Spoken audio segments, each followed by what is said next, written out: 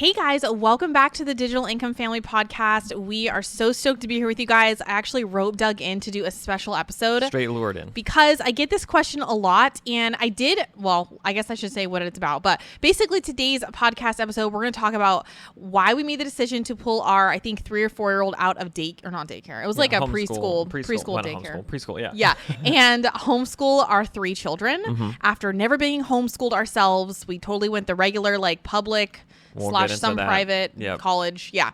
And so I did a video about this actually on my mom channel. I'll link that one down below. It was very provocative. It was called like Schools Are Failing. Got a lot of like new exposure from that video for obvious reasons. But I feel like there's a lot missing to the topic of like why we chose specifically like for our family's values to homeschool our kids. Now this podcast episode's not going to be like a bash fest of public schools No, I feel like that was the YouTube video. Right? No, it wasn't. Doug, suck it. Okay, it wasn't like that. But it was really more like that video that I did was more about like the flaws I see in the system. Yeah. And Doug agrees with me, obviously.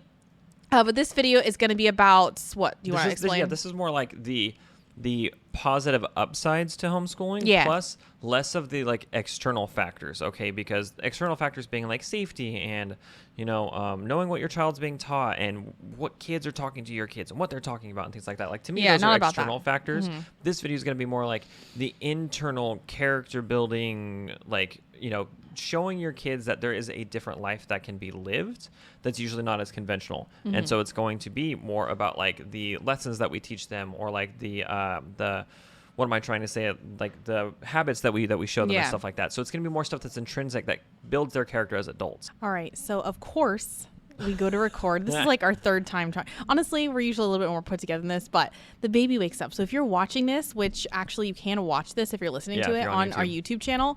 That's where we have all our podcasts just slapped on there. But the baby's asleep on my shoulder. The 18-month-old baby boy. So asleep. Dude. But we're still going to do the episode because YOLO, you gotta move on. As well. This is an indication. The framing might be a little bit weird, but yeah, this is an indication of our life, Yeah, this is basically but anyways, okay, so yeah, we wanted to cover like the pros of homeschooling for our particular family and like our newfound mindset as to being like self-sufficient with our businesses and working less, living more, the cheesy phrases. But anyways, you want to talk about like the background of like how we were raised briefly? Because I feel like this is important. I know people might think that like it started out this way. No. Right? They might think that this is what you're born into, and in some I honestly cases, thought that it is kind of like that a little bit, but that wasn't the case for me. Okay, so for me, I was raised in a very traditional, like, go to school, get good grades. My dad's Japanese, or he's part Japanese, and so like not to be like completely stereotypical here, but my grandmother's from Kobe. She, put this into him, and he put it into me. I needed to go to school. I needed to get good grades. I needed to go to college. I needed to get a good job, like a good career. Get a career, and you stick with that career, and you stay with that forever. Mm-hmm. And so that's been drilled into me forever. So I've never once thought of starting my own business, going against the grain. I've always been taught to like do what everybody else is doing because that's what you do. You fall in line like a little ant that follows like the trail, to the bait. And so that's how I was always raised. And it was a very heavy emphasis on grades in school. Yeah. Okay. And never free thinking. Yeah. So I don't know if your life was any different, Haley. Yes and no. What do you mean, Doug? Well, I'm trying to set it up here on the podcast. Anyways, for those of you guys who know anything about me, maybe you know this, maybe you don't, but my dad's been an entrepreneur ever since before I was born, always starting and failing and starting more businesses. And if you're in the baby boomer era, it is incredibly hard to start a business. You're literally knocking on doors. So my dad did not have it easy like we do nowadays with social media. And you don't have with the dial-up and even before that.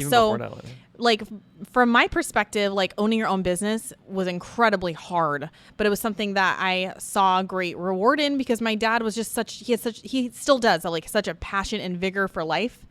And I attribute that to his like 100% Portuguese like heritage. That's just how him and my grandpa and like my whole family is on that side. They're just like so energetic, so motivated for life. And he's still like that. He's like 70 or something. Every day. Yeah. So I always saw that. But on the flip side, my mom is like, she supported the family most of the time because my dad was always investing our money in crazy things. So she was a nurse, and my mom was raised nearly like with a single mom, and she had like 3 siblings. So they're all nurses. The entire family turned out to be nurses, which is crazy. crazy. And they're all just like, work for yourself, like women empowerment. That's how my mom's family is, for good reason, obviously, but like you need to provide for yourself. Like you don't do need not a man marry and then don't have a job. Like my mom was always telling me that. My dad was always telling me, be an entrepreneur. Like they're total opposites, but they are still happily married.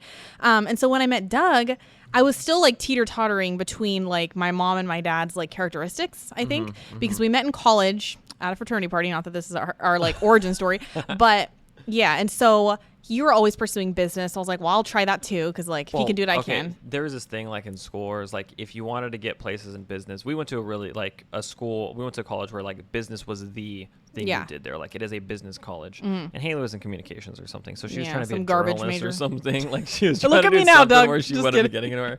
Right. And so when I met her, I was like, you're in comm, like whatever. And I was like, screw you. So then she switched, ended up doing accounting or finance, which is like the biggest change. But anyways, I already had my path in my mind like settled and set. Okay, like I was. And you did up until like 5 years ago. I know, and so like I had it settled. I had it set. I was gonna be in business. I was doing marketing. I was going to go into like internet and digital marketing. I was already working for jobs while I was in college, getting experience doing that kind of stuff. My path, my trajectory was set in stone. Yes. And Doug actually ended up getting like an agency job in LA after college. And his dad is so cute and so funny. He's not cute, but you know what I mean? He would like, we'd be driving because we lived in LA together, and there'd be a billboard and his dad would be like, Doug, is that from your company? Like, wouldn't he say that? Well, yeah. You're like, Dad, it's no. Because one of my clients was Toyota. Like I handled Toyota's SEO. And so there would be like billboards of Toyota stuff, and he's like, Doug, did you have anything to do with that? I was like, no, Dad, no, I don't. I'm not. He was just so proud. Like Toyota. His parents are, to give you any idea, they'd send me pictures of like my office, so and like they proud. wanted pictures of me in front of my office. Yeah, they're so and proud. Me at my desk. And the day that you told them that you were gonna quit was like it was like the worst. Like the day I died. You know what I'm saying? Like, you died to them. Just kidding. We have an amazing relationship with his parents, and they'd laugh. Yeah, they're fun. They're coming down soon. They're gonna come hang out. They're totally. They understand. Well, not really. I don't think anyone gets it. You know, really, they get it now, but yeah, for a long time after I quit, they were like sliding me 20s and stuff. Yeah, for good reason. Just kidding. I know, right? But that was the thing, was that they also pictured me. That's how heavily ingrained it was. They pictured their son doing what they wanted to do, and it was ingrained so heavily on me that I pictured myself doing it. Yeah. And that the moment that's just the way it was. Yeah. Everything was just like like so up in the air. It was so weird. And so we're not going to really dive into this, because if you go to podcast episode number 1, we talk about like why we were YouTubers, why Doug quit his job, and why we really didn't like that necessarily at the very end. We're grateful for the whole experience, and you guys that are still watching that came from that channel, like so grateful. Yeah, absolutely. But anyways, we're not going to talk about that so much in this episode, but you can watch the first episode to know about like how the heck we got here if you don't know. But anyways, so back to pulling our kid out of school. Yeah. So we were on that traditional path, and we ended up becoming entrepreneurs for a lot of different reasons, discussed in the first episode. And so we put our firstborn Annabelle, who was 3 or 4, I don't even know, in like a daycare. What was it, like some kind of place? Preschool. It was like a preschool. It was a legitimate preschool. It's just like her age group was like not as formal preschool. They more like did story time. And I always felt like, well, because I went to daycare my whole life, like growing up, really didn't like it. Like it's not that the true nothing. Origin story right here. It's not like anything happened to me, like nothing tragic. I just wanted to be home. Like I wanted to go home with my parents, and I was always the last one left. I just wrote like a string of emails about it. Yeah. But anyways, by the way, you'll know. We'll have a little sign up for that somewhere. Yes. But yeah, like I always wanted to just be at home doing my own thing. I didn't want to be told what to do, and I think that's partly because of my dad, obviously. And so so when we went to put our child in the preschool, whatever it's called. It's honestly like a daycare because they just play. Yeah. I always felt extreme, like 100 out of 10 guilt. And Doug was like, Doug never went to daycare, so he's like, what's wrong with you? But like, I went to public school like my whole life though, you know, and so being dropped off and not seeing my parents for an extended period of time was normal to me. Yeah, but I went to school and daycare. I know, but the daycare thing really hits you hard. Like I get it. Like it's one of those things. So not for everybody, just me. Okay. We would drop her off at the daycare, and I would sit in the parking lot and like watch her. Dude, because I was like, Doug, you got to make sure. You got to make. There was for me. There's like.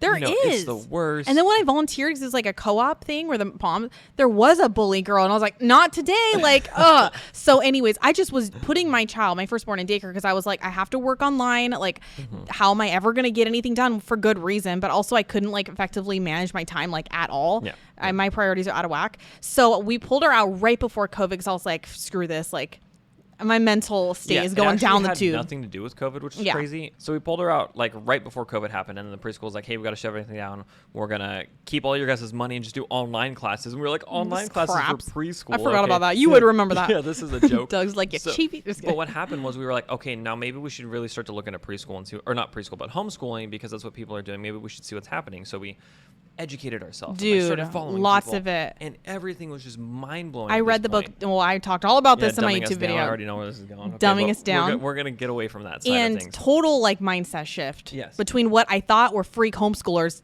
Honestly, like you guys are thinking right now, a lot of you guys. I used to think that. I mean, they're not wrong sometimes, but there's a lot of weirdos at public school too, like straight up. But I digress. Okay. But I thought that. And so we read a lot and re-indoctrinated, whatever you want to call it, like de-schooled ourselves. And yeah, we were like totally like homeschool, like on the bandwagon. Yeah, so this was, I would say this is one of like the biggest things that happened here. Okay. Like, yeah, we learned all about the things with the safety and the stuff. And we talked about that kind of stuff, obviously. But the biggest thing was realizing that there's core pieces of life missing, like core pieces, like the biggest pieces, like life instructions and teaching that's missing from, but regular schooling education. Things like in regular school, they're like, they teach you that money is like, it's not fruit, like it doesn't grow on trees. It's not abundant. Like they try to teach you all this stuff that basically like restricts your ability to think. Yeah. And it's things like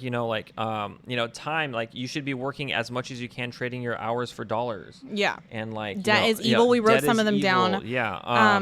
You have to get a job. A job is how you make money. It's like bring your mommy and daddy to work day and talk about their job kind of thing. Nothing's wrong with that. No, but what it does is it just trains them that it's like, well, my mom or dad's not like a firefighter, although my dad was a firefighter, but it's like, it's not like an entrepreneur. Like that's such a different thing. People like, oh, what does your daddy do? It's just different. Yeah, they go to work for somebody else, which like I said, is nothing wrong with that. My mom's a nurse. Like she loved her career to an extent. Like there's always pros and cons with everything. And I'm not knocking that. No, but we were just if you have a passion for being a teacher or a nurse, like you do it, like it's not that you don't want to, have to do that if you're homeschooled. It's just like, it's a limited view of the world. It's like I would rather have my kid have 100% view of the world and decisions they can make rather than just 30%. Yeah. That's what I felt school was doing, was just restricting the ability to do that. So the other things we sort of wrote down, minus the fact that like, you only learn, which I guess is on the list, like you only learn what they tell you to learn. Like you can't go and explore some subject that to the fullest extent because you are interested in that subject. You like skim off the top of every subject, and a lot of them are nonsense because that makes you educated. So the definition of education is like not deeply understanding something. It's a very subjective thing. Yeah, you're like basically just knowledgeable about a bunch of little things, and obviously we're not big fans of the grading system. We're not like full on unschoolers, but the pass or fail, it just trains you to fear failure. And I was a terrible student, probably why I'm here, but Doug was an amazing student, and you're still homeschooling your kids. So it's not just because of me, obviously. He's on board too, but yeah, anyway, so we wrote some things down, like they, school kind of teaches you debt is evil, which makes no sense because everyone gets into college debt. So I guess it doesn't. I don't know.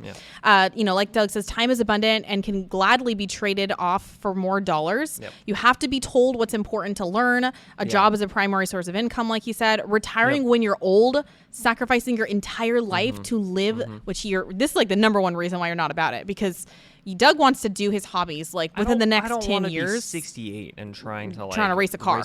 That's his hobby. Yeah. I always use this example to people. Like my dad is 60, he's 68 or something like that. Or no, he's like 64, somewhere around there. He's close to retiring. He's close to getting all this stuff and whatever. And we were going to buy him a birthday present to go race NASCAR and do like 180 miles an hour and do all this stuff because he loves cars. And he actually said no, because he's too old now and he's afraid that if he died, life insurance wouldn't cover it. He's just like, he laughs too, okay? Like he laughs about it, and he would really want to do it. But that's a real thing. Yeah. Like you're so old now and you've kind of like missed the boat to be able to do the thing that you want to do. Like I don't want anybody of my family to have to do that. Yeah, we want to live in the present as much as we can. We are all about sacrifice. Trust me, we sacrifice so much. Like it might look like we live like some type of cushy life, which we do, but like lots of stress, lots of toil to be able to work and live where we want with our like careers, like working online. Yep. But anyways, so we want to be able to enjoy life now with more money than just like a little bit, So anyways, and being able to help people. What we wrote down here. Oh, the other thing was to like, you work for your family, but you have to rely on other people for that work. That's another thing that's taught like within that system that we feel like, okay. Yeah. The overall moral of the story here is that to us, in our opinion, like the school system was having you, settle for less and kind of give up on those passions because it might not fall under constraints. If it fell into constraints, then fine. Like that was great. Yeah. You go to school and you get your 4-year degree and do whatever, that kind of stuff. But what we wanted to believe and do as a family was a lot different, right? Yeah. And so I know we wrote a lot of that stuff down. I mean, there's so many other things, like the fact that the kids have little time to pursue their interests. And one of my friends who I do really like on Instagram, she's like, what about after school? I'm like, there's hardly any time. They're so exhausted. And no shade to my sister's kids. She would tell me the same thing, but we're very close. So there's no weirdness here. But I see her kids after school. They're incredibly exhausted. They're in elementary school. Yeah. They're depleted. They don't want to do anything after school. And obviously there's after school activities, which I'm not against or anything, but it's like when you have to do exactly what everyone says for a good, however many years, 10 plus years of your life, it just, for me, and after coming out of college, there's hardly anybody in my life in their 20s and even 30s that wants to open a book. Nobody opens a book that I know. You know what I'm saying? They just watch YouTube and Netflix. They don't want to learn. It takes away the excitement for learning because learning is shut off at 3 p.m. when school's done. And it's not just that, but you're forced to learn something you don't like. Yeah. And so I know we were going to talk bad about this, but whatever. You're forced to learn things you don't like. So it creates this connection between learning and something I don't like. Yeah. Okay, nobody wants to sit there and has to learn the quadratic equation. You know what I'm saying? So I mean, maybe some people. I know what that is, but minus the whole you regurgitate for a test and throw it away the next day.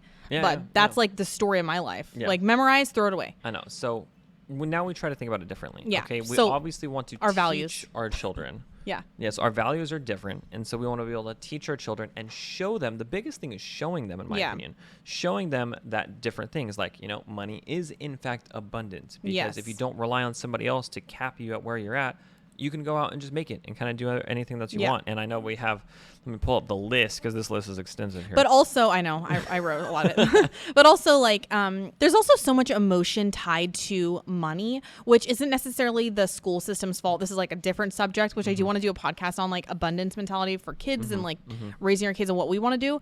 But anyways, nowadays, just in most people's lives, so you go to through Target and you hear other people, you can't buy that, that's way too overpriced, way too expensive, way too overpriced. And I do say that sometimes at Elsa dolls. I feel like I've said this in another podcast, but it's 35, something $50, that's stupid. But there's a big difference. You can only make so much money when you pursue regular jobs, which again, there's nothing wrong with it, but we don't want to have emotion tied to money. Income. We don't want emotion tied to money. You shouldn't feel a certain way about money. Okay, money should just be a thing. It should just be an object. It should really be a tool. Yeah. Money should be. No, that thing with the store is huge, though, because I used to walk through, and Annabelle would hear somebody say, oh, that's too expensive. And she would actually ask me, Daddy, is that expensive? And I say, no, that's not expensive. None of it is. None of it's expensive. Yeah. But I would tell her, is it worth it, though? Yeah. There's a difference. There's a difference between being expensive and then being worth whatever it is that you're paying for. Yeah.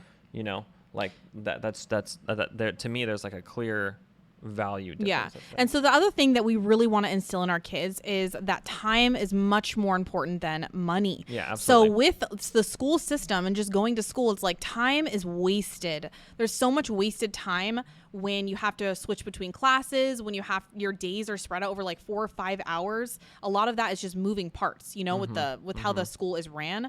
And again, I know that homeschooling is not for everybody. Okay. Some parents, they're not equipped. So I'm not going to say 100% of everyone should homeschool. I do not think that.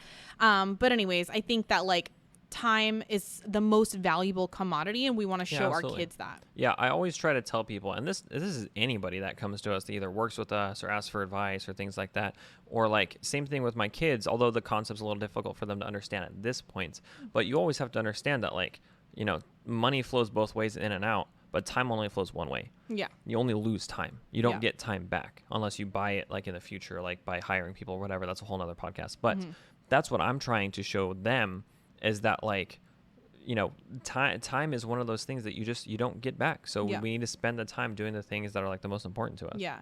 And the other thing about it is that this is huge. Okay.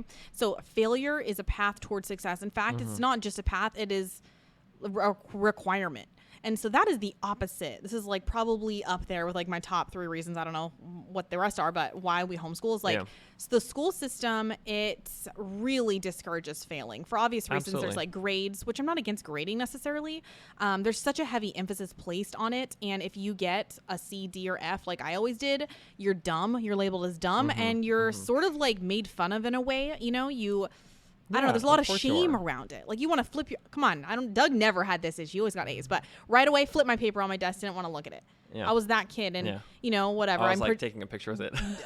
Hell no. Okay, I was like so shameful. But anyways, like you could say, oh, I'm projecting that negative experience onto my kids. Everyone does, no matter what. Like everyone projects their own experience onto their kids. But I digress. Dude, 100%. So yeah, like, let's not even go there. Like yeah, let's not. But like failure is not something that's encouraged. And what we found in business is like the more we fail, the more we succeed. That's just an entrepreneurial way. Yeah. And so we want to see our kids failing all the time. Yeah, I know that's weird. You have to have the list of things that you think is going to work, and the only way you're going to find out which one works is if you cross them off. Yeah. But in school, like if you just start crossing things off, you just keep getting worse grades, and then you get held back because people think you're dumb. Yeah. It's like that shit. It's not. I don't know. It's just not where it's at. Yeah. And so the other things that we really like about homeschooling too is actually socialization. So this is a biggest thing, the biggest misconception that I had. Okay. And Doug. Oh, me too. Absolutely. Because Doug, especially, you were like in baseball, you did tennis, you did lots of social I did tons things. of different sports. I did too. I did Girl Scouts and church and like tried volleyball. I sucked, but I was doing like different types of organized things and also going to school. And so we both were like, well, what about, we started looking that up, you know, what about like, how are they going to meet other kids? Like we're not like the family that's like, let's just hang out with each other 24/7. Like a lot of homeschool families that got like 1 million kids. I'm not against it. I think it's so cool to have a big family. I think it's amazing. But we have 3 kids. We're not there, you know? And so we're not like, let's just hang out with each other all the time. Yeah. But what we learned after doing some, obviously an intense amount of research, is that kids should be learning to socialize in different situations with all aged people. All ages. Like being forced to sit in a grade for however long, a decade plus, with the same aged people, it's hard. Like if you meet any kid, and I'm not like knocking a bunch of kids, like honestly, but a lot of kids that I don't know, but a lot of kids that I meet on my everyday basis, they don't look me in the eye. They can't hold a conversation. They can't talk. I mean, and parents say that they're shy, which is another story that I don't know. Let's not really project things onto your kids. Yeah. But no, it is a thing where it's like repetitions. Okay, you need reps. You need repetitions and experiences with elderly with people, other young people to learn how to kids. interact. Yeah. I was always around people of different ages because my mom ran a business herself for a little while, which is like a little lesser known secret. And I was around people of all different ages. And so I got to experience that. But when you are in school all the time, and you never get around people that are older than you or that are younger than you to learn how to interact with those things, when you're put in that situation, you don't know what to do. Yeah, and not all kids, okay? No, of course it's not all kids, but that persists through life. Yeah. Like that's a whole thing. Like you all the way up until 18, you've only hung out with people your own age. So when you're an 18-year-old trying to go in and work with people that are older, you're just like intimidating. It's super intimidating. Yeah. You're scared to interact with those kinds of people, and like we don't want our kids to feel that way, and they already don't. Yeah. Like they're already in so many situations where it's just mainly adults that like they're perfectly fine talking to adults, whether it's like for better or worse. But honestly, I'm just going to say, like, there are a lot of public school, private school, doesn't matter, like regular school kids that can talk to a lot of people. Because a lot of people might watch this and be like, well, my kid's in public school and they speak to any age person, you know? And that is the true. But I think like for the majority of the time, like most kids I meet and the most kids I went to school with, they have an issue with like communication. Yeah. You know, so I don't think socialization means that you have to go sit in a classroom with the same age kids for 10 plus years and you're check the box on socialization. You know, there's other ways which we had to learn because we didn't know either. Yeah. So now look, we're not, I mean, I'll kind of jump into this here. Like we're not saying we're the best. No. We're not saying we know everything. No. We're not saying we know every single subject. Like it happens all the time. Haley posts something on homeschool and they're like, what are you going to do about biology? Or what are you going to do when it comes to chemistry? You suck at science, Haley. I'm like, you know what? I do. Yeah, I know. And yeah, go ahead. I was just going to say, so like one of the misconceptions about homeschool and about the things and this, is that you have to do it all yourself. You have to teach it yourself, but that's not the case. And what you can do instead is you can hire out or you can find people to teach it. Or you can find people to be able to help with that. It's just learning. Like people think that the only way you learn is through school. Like YouTube has taught me more about life than legit the school that I went to, the expensive private schools I went to. And there's so many different ways to be able to learn. There's like events you can go to and classes you can go to and take your kids to so that they can learn that kind of stuff. And this isn't something we wrote down, but it's something I kind of made the connection with. It's that like by teaching our kids that, by showing them like that, hey, I don't know everything, we should go find somebody that does, they'll learn how to do that in the future too. Yeah. Okay, they'll learn how to be able to go to outside resources when they need something, when it's in like business or things. I know it sounds like a far stretch, but by setting that precedent, that not one person knows everything. Like teachers aren't the smartest. Okay, we're not the smartest. You need to learn everything from everybody, and you need to be able to open that up. That's such a big thing to have to be able to do. But anyways, at the end of the day, like the thing that we value the most when educating our kids is having them be self-reliant and independent thinkers apart from everybody else, not relying on other people to feed them information or knowledge, for them to seek it out themselves. So we don't know how we're going to do that. Okay. We're brand new. Our eldest is 5. So I'm not saying that we know anything. We don't, but we just know. I don't know. Honestly, some people might say what we're doing is taking a risk. I'd rather take this risk than repeat like the types of things that I was conditioned to, I don't know, learn and know when I was a child. So 100%. But so what else do I say? That was it. We also really like, real quick, the fact that our kids can work alongside us. Like, obviously, they don't, like, make reels or they don't, like, make YouTube videos, although some kids do. Mine do not. They're in some of mine. But, like, we like that they can see us working hard, you know? It's not like, working on a farm kind of work ethic, but they can see that we make money digitally. We're able to, they don't understand, obviously, but live and work from anywhere and be with them and work alongside them. Like, it's just something that, since we have this privilege, I know it is a privilege, that we want to do. So yeah, absolutely. It's always hard to try to explain to our kids that other people leave somewhere for a long period of time to do work without their kids ever around, and they come back and they see them only for a few hours a day.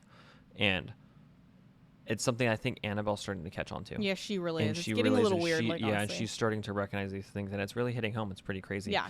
But if you, not to try to segue this too much, but if you want to be able to learn how to do this kind of stuff, and you're thinking, oh, I want to be able to homeschool, or I want to be able to stay with my kids, I want to make a little bit of income on the side. Again, we talked about it in the beginning. We do have this challenge. It's a free challenge. You just sign up and you go through these trainings, and there's worksheets and stuff. It's like a really in-depth, like 5-day challenge. Each day is like an hour-long training, so it's pretty good. And it's going to teach you how you can make money online and how you can hit potentially 6 figures in 12 months. It's a real strategy. This is not like an MLM thing. Okay, no, not knocking it. It's not knocking network marketing. But it's like an actual business strategy that we use for ourselves and that we teach our students. We're giving it away for free because we want you guys to have that opportunity. We want you guys to get kind of a taste of it. So that link's down below.